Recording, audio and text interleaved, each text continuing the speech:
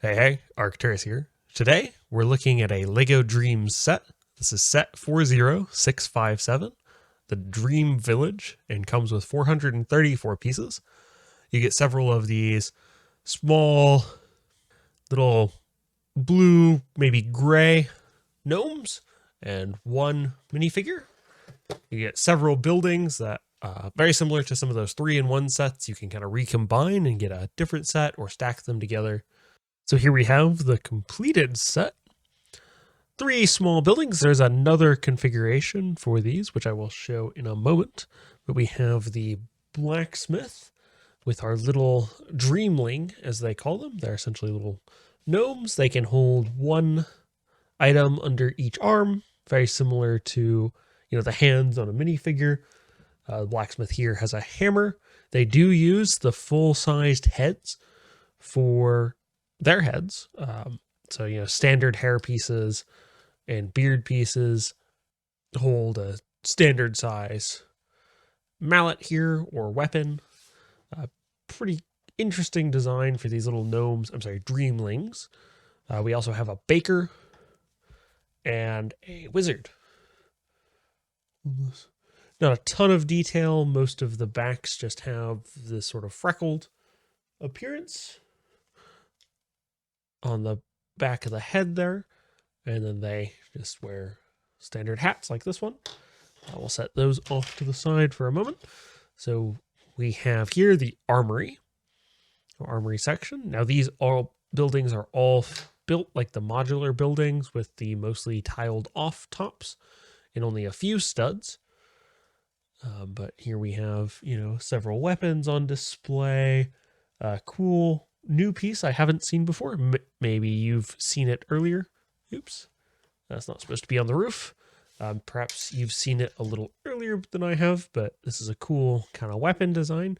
Really reminds me of I believe it's a Ubisoft game, Phoenix. It was sort of a Assassin's Creed, but set in Greek mythology. Interesting game, but this weapon sort of reminds me of that. And then we have, the roof. There's 4 stickers in this set. 1 on the blacksmith portion, and then the other 3 are on the wizard's house. Pretty small set, I will admit. Then we have the bakery. Little windmill section. Top, little actual fully roofed with standard slanted roof. Some interior there, a little couch, and then the bakery section. They do have this chimney here, which is cleverly constructed from just these bends to give you that right angle coming out, that curved angle, I should say. And then I haven't seen this piece before. It does remind me, there's a dessert that this reminds me of. It's very difficult. I've tried to look it up, but it's very difficult to search for that when you have no idea what it's called and you're just kind of giving a rough description into Google. Not very helpful. And again, this one is also tiled off, much like a modular building would be. And then we have the final building here, the wizard's or alchemist shop. Has a little door that opens up, little roof with I guess like little mushroom pieces that are supposed to be, I think that's what those are. Maybe they're roof tiles. I'm not entirely sure. And then you have a little alchemist, wizard section, little alchemy down here, a couple frogs, pink and green, a few gem pieces here, and it is also tiled off, much like a modular building. And then we have our singular minifigure in this set here. It does look like he has whiskers. I'm fairly sure they're supposed to be like a braces thing based on the box art, but on the minifigure here, they definitely look like whiskers. It's a pretty small set, so there's not a ton in it. There is one more configuration for these, which I will show momentarily.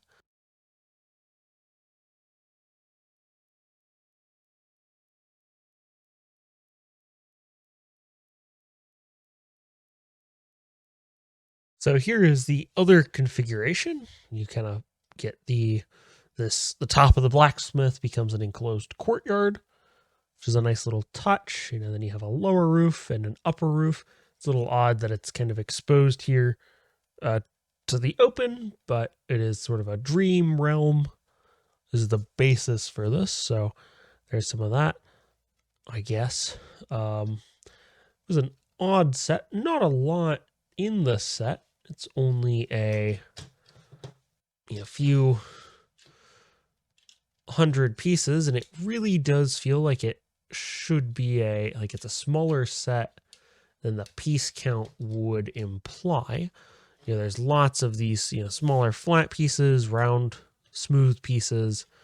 A lot of the pieces really do feel like it should be a smaller set.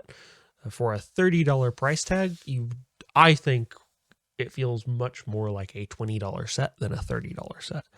This is the first set I've done from the Lego Dreams line. So perhaps that's just how the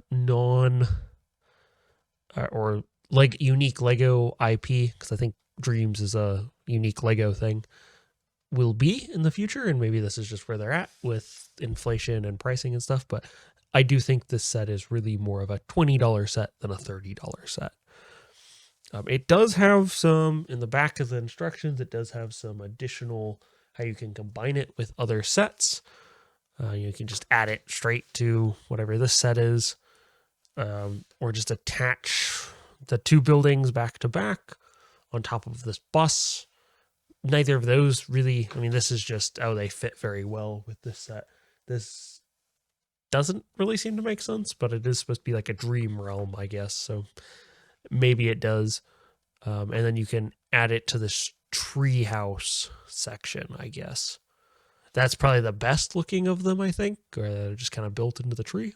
I think this one looks pretty good as like a combination, but I'm just not really sure on it. I'm not sure I'll be going for any more of the Lego Dream sets. Well, I do like to support the, Lego specific lines where, they're not like Star Wars or Harry Potter.